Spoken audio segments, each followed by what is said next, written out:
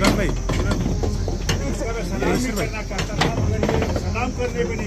मिलने नहीं दे रहे हैं, निकलने नहीं दे रहे हैं, जो इनसे बंटवारा कर रहे हैं। एक बानगी मैं आपको देना चाहती हूँ, वो है आम आदमी पार्टी के सांसद संजय सिंह।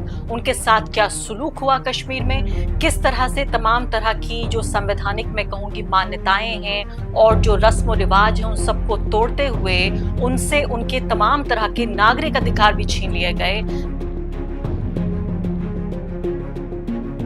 करके मुझे उनसे मैंने देखा बातचीत करनी संजय जी, पड़ी। लेकिन तो आप किस कॉन्स्टिट्यूशन और किस डेमोक्रेटिक राइट की बात करते हैं और किस शांति की बात करते हैं कि कश्मीर में और जम्मू में पूरी तरीके से शांति है, कहीं कुछ गड़बड़ नहीं है, सब कुछ सामान्य है। अरे भाई, सब कुछ सामान्य है तो एक सांसद को राज्य के एक पूर्व मुख्यमंत्री से, जिनका बेटा स्वयं मुख्यमंत्री है, उसे मिलने क्यों नहीं दे रहे? जिस एमएलए के बारे में आप जिक्र कर रहे हैं उतने मासूम भी नहीं है आपके एमएलए। बीजेपी के रिटायर्ड टेररिस्ट जो इस वक्त और समय समय पर बीजेपी जम्मू कश्मीर के पदाधिकारी हैं, मैंने सोचा वो आपको जानकारी में होना चाहिए कि राष्ट्रवाद का ढोंग पीटने वाली, ढिंढोरा पीटने वाली, ढोंग करने वाली भारतीय जनता पार्टी और इसकी असलियत क्या है आपको जानकारी होनी चाहिए कि इनका दोहरा चरित्र कैसा है, बात क्या करते हैं और हकीकत में क्या है। तो मैंने सोचा कुछ रिटायर्ड टेररिस्ट जो है उनकी सूची आपके सामने में पढ़ दूं।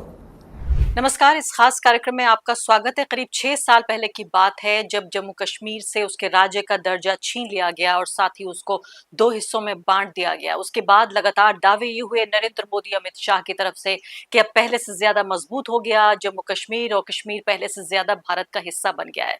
लेकिन एक बानगी मैं आपको देना चाहती हूँ, वो है आम आदमी पार्टी के सांसद संजय सिंह। उनके साथ क्या सुलूक हुआ कश्मीर में, किस तरह से तमाम तरह की जो संवैधानिक मैं कहूँगी मान्यताएं हैं और जो रस्म रिवाज हैं उन सबको तोड़ते हुए उनसे उनके तमाम तरह के नागरिक अधिकार भी छीन लिए गए। संजय सिंह वहां पर मौजूद थे, अपने जो अकेले एमएलए हैं कश्मीर में उनके डिफेंस में, चूंकि उनके ऊपर एक बड़ा मुकदमा दर्ज किया गया है। बताया जा रहा है कि उनकी भाषा बड़ी भड़काऊ थी और इसलिए उनके ऊपर पब्लिक सेफ्टी एक्ट लगाया गया। उनके समर्थन में संजय सिंह वहां पर जब पहुंचे अपने एमएलए मलिक के समर्थन में, तो वहां उनको बाकायदा नजरबंद कर दिया गया, उनको हाउस अरेस्ट कर लिया गया। और जम्मू कश्मीर के जो जो मुख्यमंत्री रह चुके हैं फारूक अब्दुल्ला, और साथ ही जो मौजूदा मुख्यमंत्री हैं उमर अब्दुल्ला, उनके पिता भी हैं, और वहां की जम्मू कश्मीर की जो फर्स्ट फैमिली मानी जाती है उस फर्स्ट फैमिली में से एक है, उनको इनसे मिलने से भी इनकार कर दिया गया कि आप नहीं मिल सकते, बात नहीं कर सकते। इन तस्वीरों को जब संजय सिंह ने अपने ट्विटर के जरिए इसको पोस्ट किया तब ये पूरा हंगामा बरपा हुआ। संजय सिंह किसी तरह से अब दिल्ली वापस आ गए हैं, उन्होंने एक प्रेस कॉन्फ्रेंस को भी संबोधित किया है। संजय सिंह के पास सीधे चलते हैं। संजय जी, ये बताइए कि आप ये जो पूरा मंजर कशी जो आपने की है 48 घंटे में आपके ऊपर जो गुजरी है, हुआ क्या आखिर कश्मीर में? जी नमस्कार आरफा जी, और आपके दर्शकों को नमस्कार। सबसे पहली बात तो यह है कि हमारे जो एमएलए हैं महराज मलिक साहब, वो अपने इलाके में एक अस्पताल की मांग कर रहे थे और उसको लेके प्रशासन के साथ उनकी जो भी कहा सुनी चल रही थी, लेकिन मांग थी अपने इलाके में अस्पताल की। इससे पहले भी महराज मलिक हॉस्पिटल के, स्कूल के, सड़कों के मुद्दे उठाते रहे, अपने इलाके में जो करप्शन का मुद्दा है उसको उठाते रहे हैं। तो काफी समय से प्रशासन जो है उनसे आप कह सकती हैं कि परेशान था। तो उनको एक मौका लगा और उन्होंने पब्लिक सेफ्टी एक्ट, जिसका जिक्र अभी आप कर रही थी, पीएसए लगा दिया। अब पीएसए एक ऐसी धारा है जो आतंकवादियों के खिलाफ, बड़े बड़े अपराधियों के खिलाफ इस्तेमाल होती है और जम्मू कश्मीर के इतिहास में शायद पहली बार एक चुने हुए विधायक के खिलाफ पीएसए का इस्तेमाल किया गया। उसके बाद पार्टी के नेता अरविंद केजरीवाल जी ने मुझे और इमरान हुसैन जी को वहां पे भेजा।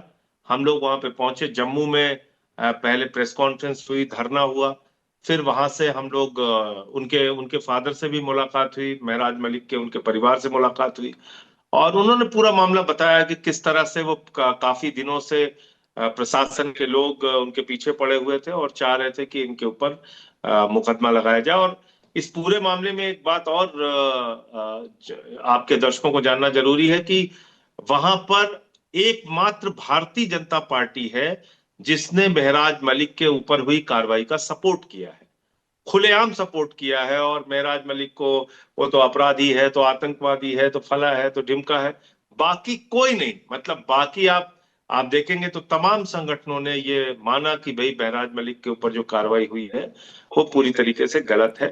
तो उनके फादर से बातचीत हुई, फिर मैं श्रीनगर आ गया। श्रीनगर में मुझे धरने में जाना था और प्रेस कॉन्फ्रेंस करनी थी।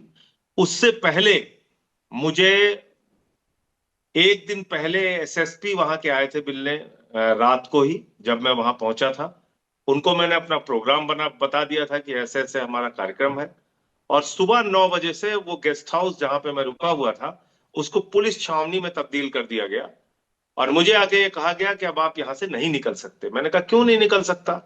मैं एक सांसद हूं और अपने विधायक के लिए मैं प्रेस कॉन्फ्रेंस नहीं कर सकता, धरना नहीं दे सकता, आंदोलन नहीं कर सकता।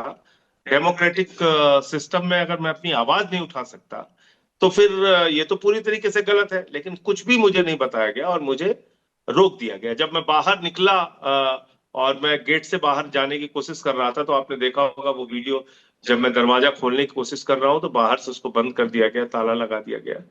मैंने जब ट्वीट किया तो इसकी जानकारी वहां के पूर्व मुख्यमंत्री फारूक अब्दुल्ला साहब को हुई होगी, तो वो अपने आप खुद से एक 87 साल के बुजुर्ग इंसान और जो कई बार मुख्यमंत्री रह चुके हैं जम्मू कश्मीर के, उनके बेटे मौजूदा मुख्यमंत्री हैं, वो मुझसे मिलने के लिए आए और उनको मिलने नहीं दिया गया।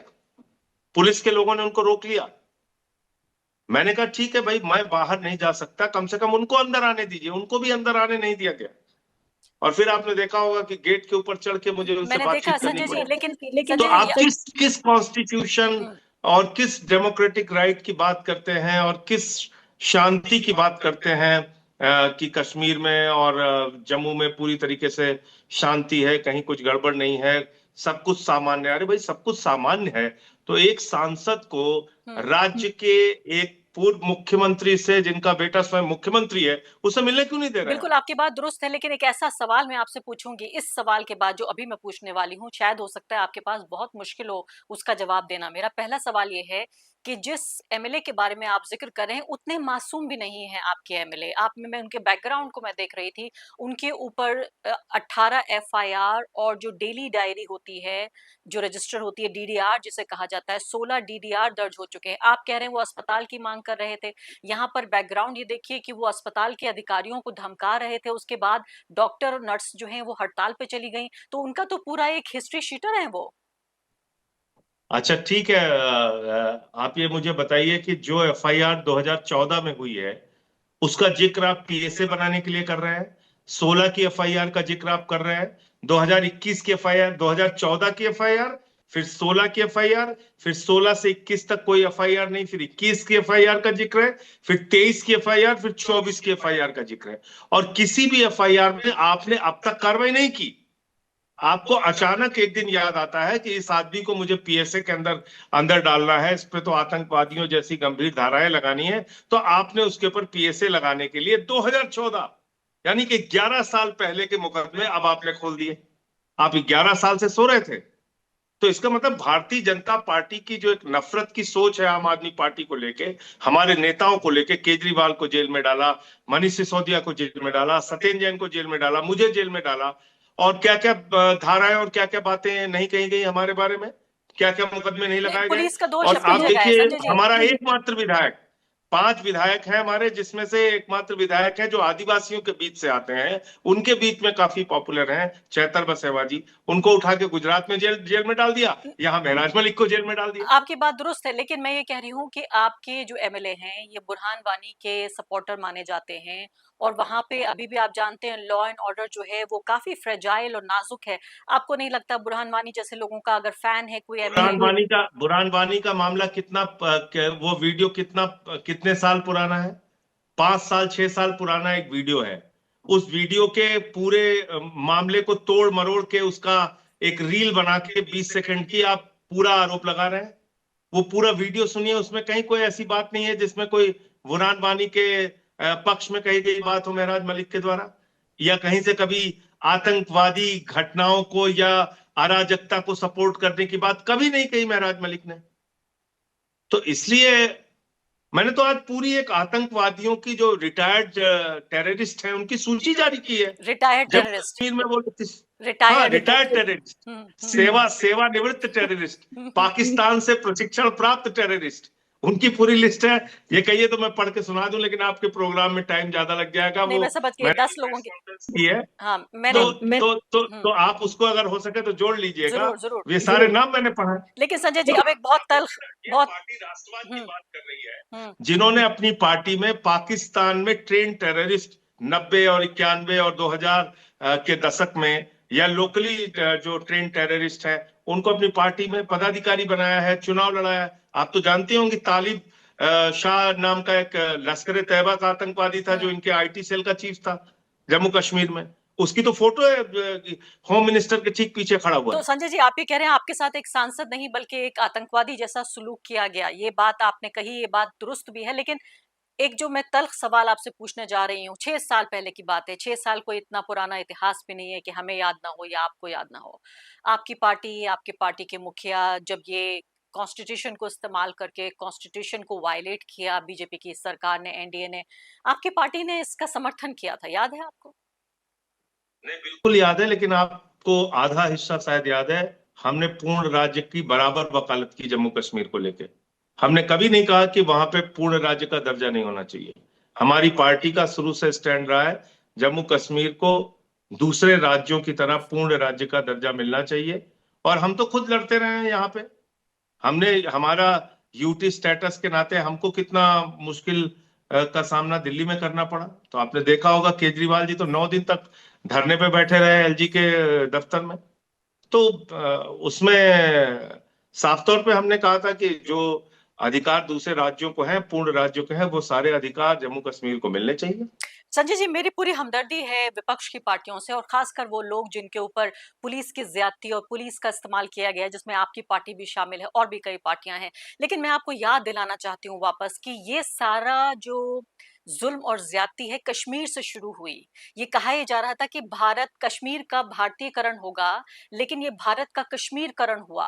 आपको नहीं लगता कि उस वक्त अगर इस बात को सपोर्ट नहीं किया गया होता कि किस जबरन, किस ज्यादती के साथ पूरे एक राज्य को जेल में तब्दील कर दिया गया, एक खुली जेल में, और उसके बाद ये आर्टिकल 370 हटाया गया, आपको नहीं लगता कि ये भूल थी कि उस वक्त आर्टिकल 370 का सपोर्ट नहीं करना चाहिए था, उसको हटाने का? अगर अगर वो कश्मीर नहीं होता तो आपके साथ भी ये नहीं होता। देखिए, मैं ऐसा मानता हूं कि जम्मू कश्मीर को पूर्ण राज्य का दर्जा मिलना चाहिए, और इसकी वकालत हमारे एमएलए से लेके पार्टी के राष्ट्रीय संयोजक से लेके हम सब ने बार बार किया है।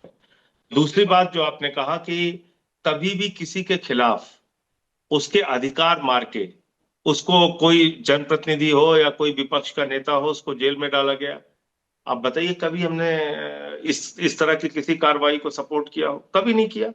हम उसके खिलाफ खड़े हुए कि ऐसा नहीं होना चाहिए। तो जो भी किसी के ऊपर जुल्म जाति कहीं भी होती है देश के किसी हिस्से में, हम उसके खिलाफ खड़े होते हैं। मणिपुर का मामला था, मैं तो 11 महीने सस्पेंड रहा। मणिपुर का तो मैं सांसद नहीं हूं, 11 महीने तक मुझे सस्पेंड करके रखा गया। तो जब भी डेमोक्रेटिक राइट्स को छीनने की कोशिश की गई या देश में माहौल बिगाड़ने की कोशिश की गई, हमारी पार्टी हमेशा उसके खिलाफ खड़ी हुई है। देर से इस बात का रियलाइजेशन हुआ है संजय जी, और इसके अलावा मैं ये भी कहना चाहती हूँ कि आप एक बहुत ही मुखर और बहुत ही प्रभावशाली, एक इन्फ्लुएंशियल सांसद है। सिर्फ एक सांसद नहीं है, आपके 500 लोगों में से एक हैं। उसके बावजूद, और मुख्य धारा की पार्टी के सांसद हैं, आपके साथ ये सुलूक हुआ। क्या भारत की जनता को ये रियलाइज होगा कि आम कश्मीरी आज क्या महसूस कर रहा है? पिछले 6 साल में उसके अधिकार और उसकी आजादियों का कितना बदतरीन हनन हुआ है। क्या आपका ये केस ये नहीं बताता? नहीं, निश्चित रूप से बताता है, और ये बात पूरे देश में गई, और कल सारे टीवी चैनल्स में, मीडिया में ये बात गई, और ये संदेश तो गया कश्मीर से कि भाई एक पूर्व मुख्यमंत्री को मौजूदा सांसद से अगर आप मिलने नहीं दे रहे हैं, एक चुने हुए विधायक के ऊपर अगर आप पीएसए जैसा कानून लगा रहे हैं, और जो कि आतंकवादियों और बड़े बड़े अपराधियों पे लगाया जाता है। तो ये संदेश तो साफ है कि वहां पे मोदी, अमित शाह और भारतीय जनता पार्टी अपने डंडे से सरकार को चलाना चाहते हैं। वही हो रहा है वहां पे। अब बिल्कुल तो आखिरी वैसे भी बिल्कुल आखिरी सवाल। मोदी जी को और अमित शाह जी को हमारी पार्टी से बहुत प्यार है। वो तो चुन चुन के पूरे देश में मुकदमा लगाते फिरते हैं, तो वो झेल रहे हैं हम लोग। अब बिल्कुल आखिरी सवाल कि आपके एक ही एमएलए हैं वहां पर, महराज मलिक। अगर मैं पूछूं कि आम आदमी पार्टी की कश्मीर को लेकर मौजूदा दौर में 2025 में आपकी पॉलिटिक्स क्या है? What is your politics about Kashmir? देखिए, कश्मीर के लोगों को, आम लोगों को, पहली तो बात तो ये है कि पहलगाम की घटना के बाद वहां का टूरिज्म काफी हद तक मारा गया। जो उनकी जिंदगी में खुशहाली ला रहा था, उनकी जो तकलीफें हैं उसको कम करने का काम हो रहा था कि भाई वहां पे टूरिज्म बढ़ रहा था, लोगों का आना जाना बढ़ रहा था, वो अचानक से रुक गया। तो वो कैसे दोबारा बहाल होगा, कैसे लोगों में ये विश्वास पैदा होगा कि भाई कश्मीर में शांति है, उसके लिए केंद्र सरकार को, मोदी जी को निश्चित रूप से सोचना चाहिए। खाली बड़ी बड़ी बातें करने से काम नहीं चलेगा। और जब तक आप एक राज्य को पूर्ण राज्य का दर्जा नहीं देंगे, तब तक ये होने वाला नहीं है। दूसरी बात, जहां तक आम आदमी पार्टी का प्रश्न है, तो हम तो हमेशा से स्कूल, अस्पताल, सड़कें और लोगों की जिंदगी में सुधार कैसे हो, रोजगार कैसे मिले, तो ये इसकी लड़ाई लड़ते रहे। और जहां तक कश्मीर का सवाल है, बेरोजगारी बहुत बड़ी समस्या है वहां पे। वहां पे जो हालत है इस समय स्कूलों की, अस्पतालों की, वो एक बड़ी समस्या है। तो इन सवालों को लेके हम लोग आगे लड़ते रहेंगे। महराज मलिक को जी बाहर करना भी हमारी सबसे पहली प्राथमिकता है। उसके लिए लड़ाई लड़ने का काम करेंगे, चाहे सड़क पे हो, जी। चाहे सुप्रीम कोर्ट तक लड़ना पड़े। बहुत बहुत शुक्रिया संजय जी, आपका खासकर इस बात के लिए शुक्रिया कि आपने कश्मीर का वो अवाम जिसकी बात कोई नहीं सुनता, आपने राष्ट्रीय स्तर पर उस बात को हाईलाइट किया। आप अपना ख्याल रखिए। अब आप ये मुख्य धारा यहाँ जिसे हम मेन लैंड कहते हैं वहां पे आ चुके हैं। उम्मीद है आप मणिपुर की तरह कश्मीर का मुद्दा भी इसी तरह से उठाते रहेंगे। बहुत बहुत शुक्रिया।